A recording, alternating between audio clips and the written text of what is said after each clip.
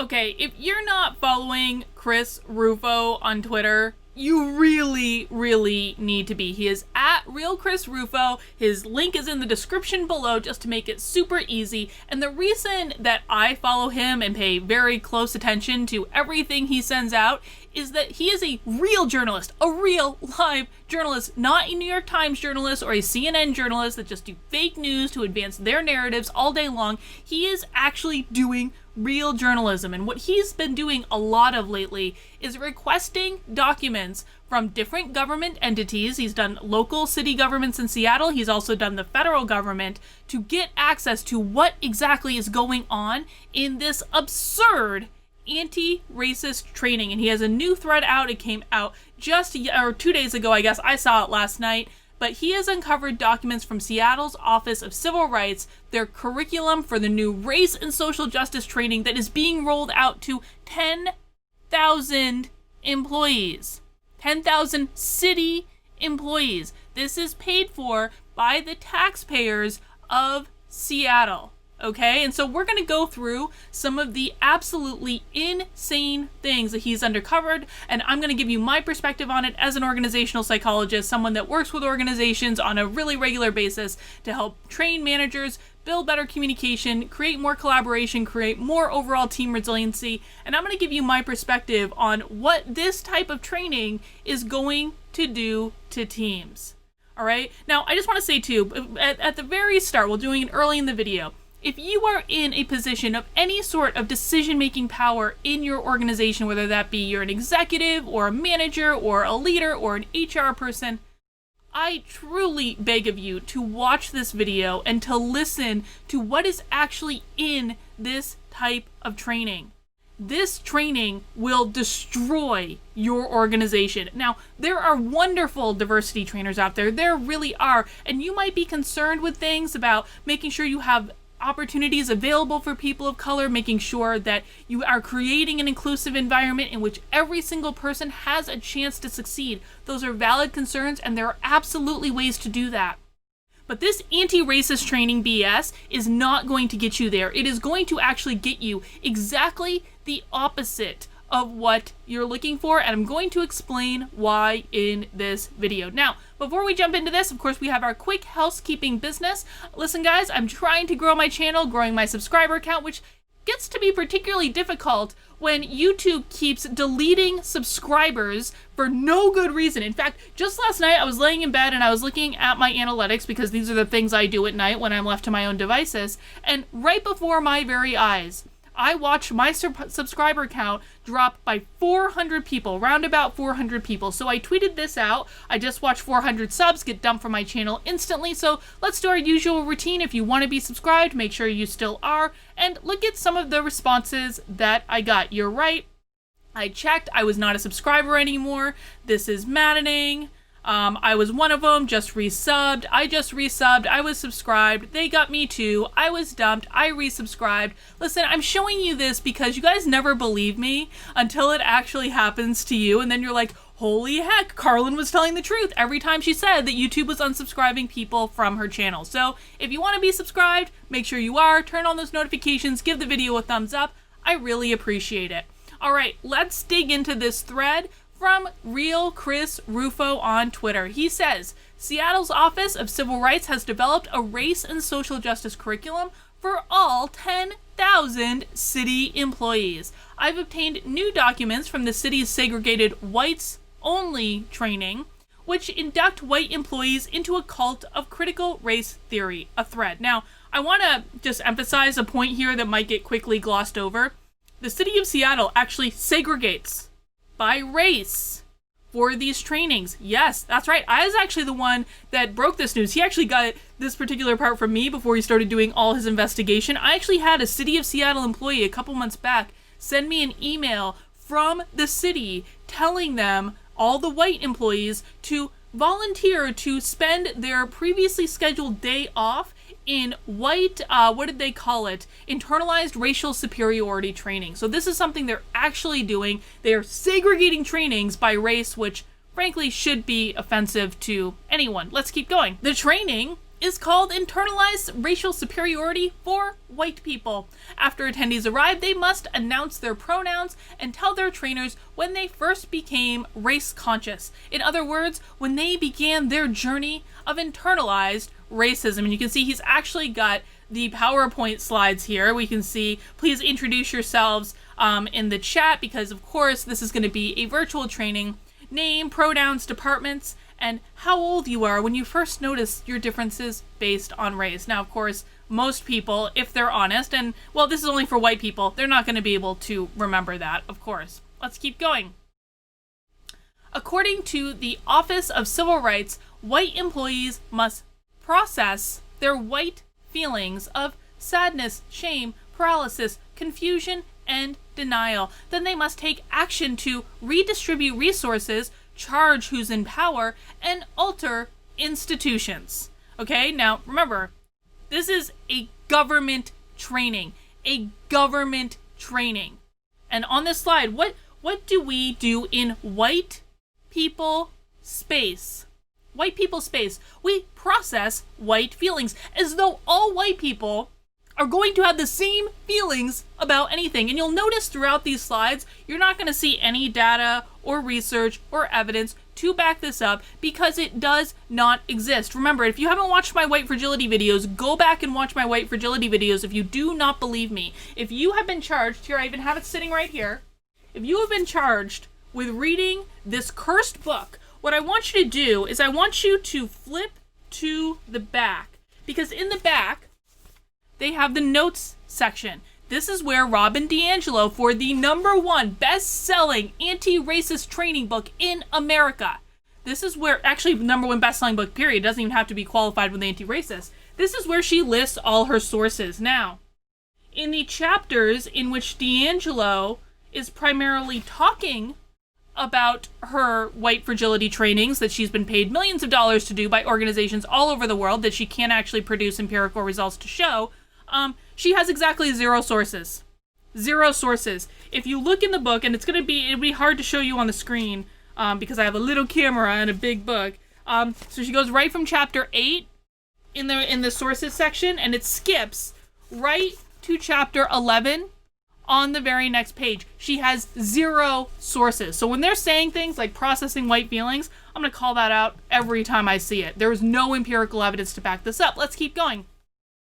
So processing white feelings means that white people in their white people space have to work through emotions that often come up for white people, like sadness, shame, paralysis, confusion, and denial. Let me say this to you clearly. You do not need to feel any of those things based on the skin color with which you were born. That goes for if you're black, brown, white, whatever. It does not matter. You do not need to feel sadness, shame, paralysis, confusion, or denial based on the way that you were born.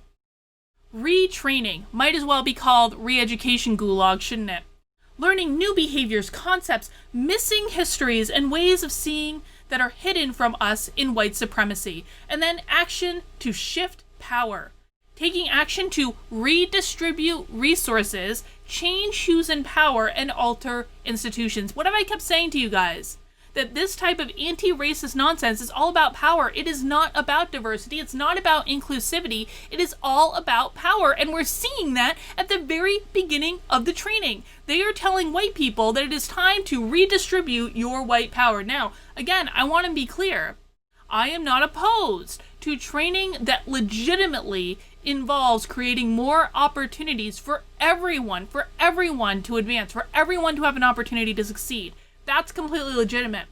That is not what they're talking about here. They're talking about taking power from people based on their race and giving it to other people based solely on their race. This is not about competency. This is not about experience. This is not about expertise. This is solely about what color your skin is, and that should be offensive to anyone. Let's keep going. Next, white employees must examine their relationships with white supremacy, racism, and whiteness. They must explain how their families benefit economically from the system of white supremacy, even as it directly and violently harms Black people. Reflection, our relationship with white supremacy, racism, and whiteness in this moment. Choose one prompt that you feel compelled to respond to. And he's got number 1. How are you aware of the ways that your family benefits economically from the system of white supremacy, even as it directly harms Black people and non-Black people of color and Indigenous people? This is required training for city employees, for white city employees to come and confess how they are white supremacists and how their family has benefited from being white supremacists. This is like actually maddening to me. This is crazy. He's got number 2 and 3 here. In the next 2 reflections, the trainers ask the white employees how their white fragility is showing up at work and how their white silence causes harm to Black people. Number 2, are you aware of your white silence not naming race and system or the system of white supremacy or taking action to end it when it comes to comments and actions that cause harm to Black people? Let's see. How are you aware of your white silence? And they are defining white silence as not naming race, racism. Okay, so essentially number 2 is saying that if you don't confess your inherent white supremacy, then you are causing harm to Black people. If you don't come to this all white people training in the white people space paid for by the taxpayers of Seattle to confess that you are a white supremacist, you are causing harm to Black people. Number 3, how is your white fragility showing up at work? White fragility is a reflexive, defensive, and sometimes deflecting response that we as white people can experience when feeling challenged about our relationship to race, racism, and the system of white supremacy. This is seems like a good opportunity to remind you that in her book, White Fragility, Robin DiAngelo gives exactly 0 empirical evidence that white fragility is a real thing. What she says is that all white people are inherently racist. She literally says it in the book. You don't believe me? Go back and watch my other videos. All white people are inherently racist, and really you have 2 choices in your inherent racism. You can confess your sin of being a white supremacist, or you cannot confess your sin, and if you don't confess your sin, that is further proof that you are a white supremacist. So it's a Kafka trap at very best. The Office of Civil Rights then claims that white people internalize the system of white supremacy through racist values of individualism, intellectualization, objectivity, and comfort. These values must be abolished from the work of the city government. Again, this is a government training. Oh my God, these people drive me crazy. Internalized racial superiority. How white people internalize the system of white supremacy and disconnect from people of color and ourselves. And you know what I love about these trainings and questions that you guys have asked me over and over again? No, there is no accounting for the fact that some white people are married to Black people. Some white people have Black children. There is no accounting for that in any of these trainings. In fact, in Robin DiAngelo's book, she flat out says that white people don't really have authentic relationships with Black people. Flat out says it. All right, what are the hallmarks of white supremacy? Now, if you are watching the series of videos that I'm kind of working my way through piece by piece on this channel, I have a whole series of videos debunking this myth of a white supremacist culture at work. There's a whole playlist. I think I'm up to 4 videos right now. I have to get up to 17, but you're actually going to recognize some of the terms I've already talked about in that training in this list right here. This comes from a list that's at least 10 years old that, to the best of my understanding, there's no research to back this up, of a group of grievance studies faculty members who came together to define what a white supremacist culture at work looks like. They said it looks like perfectionism, which perfectionism, as they're defining it, is actually just about doing your job well. Individualism is, of course, being treated as an individual with your own individual merits and strengths and all this stuff, rather than being treated as part of a collective group. Imposition, arrogance, paternalism, silence. Silence is a feature of white supremacy. Okay. Intellectualization. So that's actually really funny because, so what they say is like, If you the whole education system probably is a relic of white supremacy, and so if you've been educated in a traditional environment and you try to intellectualize things probably by looking for data or evidence. Okay, so this is what it is. You know how I've already said like several times that there's zero empirical evidence for the concept of white fragility? That's what that is. Control, violence. Violence, of course, is a white attribute. All white people are violent. Comfort, appropriation, cognitive dissonance. Cognitive dissonance, what they mean by that is that if a white employee of the city of Seattle goes into their internalized white supremacist training and they say, but I'm not a white supremacist. Like, you can't tell me I'm a white supremacist. They're all going to say, yes, you are. And here's all the ways in which you're a white supremacist. And you're going to say, no, I'm not. I know who I am. And they're going to say, yes, you are. And then what they're going to say is, what you're experiencing now is just the cognitive dissonance of accepting your own white supremacy.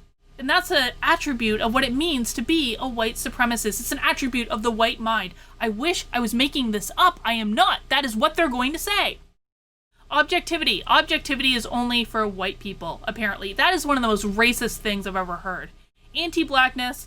Feeling oneself to be the true victim, either or thinking, categorical thinking, separation, not seeing distinctions and not connections. So I probably could go on a tirade on each of those individually, but let's keep going. Finally, white employees must implicate themselves in the system of white supremacy. They must share a time in the past 2 or 3 months when they caused harm to a person of color. Once they have publicly established their guilt, they have completed the training. They are literally asking people to confess their sins in a training that is paid for by the government, by taxpayers. Oh my God, I hate these people so much. Reflection. Reflect on a time in the past 2 to 3 months when you did something that you believe caused harm to a person or people of color at work. As you reflect, consider, how did you know you had done something harmful, large or small, and likely were coming from a place of internalized racial superiority? Isn't it funny that they've called internalized racial superiority IRS? Did you receive direct feedback, either from a person of color or other white person? Did you get a gut feeling that you had been a racist? Did you notice a change in attitude towards you from others? Notice those feelings without judgment and write about them. So just, judge yourself as a racist. You don't have a choice in that, but try to reserve judgment about your feelings about judging yourself as a racist. Which manifestations of internalized racial superiority do you think you were moving from and experiencing either during or after this experience? And so what they're asking for is essentially to go back to this list right here and say, which one of these components of being a white supremacist were you exhibiting? Were you expecting a high quality of work? Were you treating people as an individual? Were you intellectualizing something and asking for data and evidence? Were you denying your own white supremacy and thus coming from a place of cognitive dissonance? Which or were you coming from? And lastly, what would have happened if you had come from place of your authentic self, aware and less burdened by your internalized racial superiority? Oh my God, these people are insane. What would have happened if you had come from a place of your authentic self, aware of and less burdened? I can't. According to critical race theorists, racism is everywhere. It is in every society, structural, every organization, institutional, every relationship, interpersonal, and every individual. There is no escape. So they've got the 4 types of racism: flowchart, structural, internalized, impersonal, and institutional. It's a deep and terrible irony that this kind of pseudoscience and race essentialism is now being peddled by the Office of Civil Rights. It's an abuse of power and does nothing to improve culture. He is absolutely right. More and more, it's old-style racism masquerading as anti-racism. Seattle's Office of Civil Rights is now explicitly endorsing segregationism, group-based guilt, and race reductionism, only concepts that should have been left behind a century ago. It's absolutely Orwellian. The guardians of civil rights are the architects of the new racism. In the coming weeks, I will be filing an Office of Civil Rights complaint against Seattle's Office of Civil Rights. they have created a new forum for institutional racism that violates the core principle of equality under the law. It's time to fight back. P.S. Read the full materials for internalized racial superiority for white people here. I will link to this in the description below. And just so you guys know, I am actually in touch with Chris Rufo. I am trying to get him for an interview on this channel. Obviously, he's really busy. He's doing very important work. But I do hope to have him on for an interview at some point because he has uncovered an insane amount of documents that we all need to be aware of, and we do need to fight back. I know that for a lot of people, the minute you say like a workplace training, your eyes glaze over and you're like, okay, I just need to suffer through it. And for a lot of you, honestly, that's the best strategy. If you want to keep your job, do not fight back against this training. I actually saw an article about Cisco like a week ago where Cisco had like this entire company-wide conference call or something to talk about racism and white supremacy, and about 200 people pushed back against it and they lost their jobs. Cisco fired I think it was Cisco. Double check for that. I'm not like 100% sure it was Cisco, but I'm pretty sure it was some big company that fired a whole bunch of people for pushing back against this type of training. And so that's the danger you're in if you get put in this position. Also make sure if you are in this position, check out newdiscourses.com. James Lindsay and Helen Pluckrose have been providing a lot of materials. If you need to push back against your organization, they've got materials to help you do that. If you just want a list of questions that you can ask during these types of trainings to try to at least, you can't influence the trainers, but at least maybe influence the people around you. James Lindsay had a wonderful Twitter thread about that not too long ago. But this stuff is maddening. Listen, one of the things that creates high resiliency teams in organization is team connection. Another way to look at that is psychological safety. Does the team trust one another? Are they communicating openly? Are they able to engage in productive conflict? Are they helping each other out? Are they giving of their resources to help and support the goals of each other? This type of training does not support team connection. It does not support team psychological safety. In fact, it does exactly the opposite. If you bring this training to your organization, you are going to make your team less resilient, less productive, and less effective, and you are going to hurt your bottom line. You're also going to piss off, by the way, at least 50% of your employees who aren't going to say anything because they're afraid of losing their job, but trust me, their morale is going to sink into the toilet, and you're not going to get as much out of them as you could otherwise. All right, folks, that's all I've got for this one. I'll see you soon.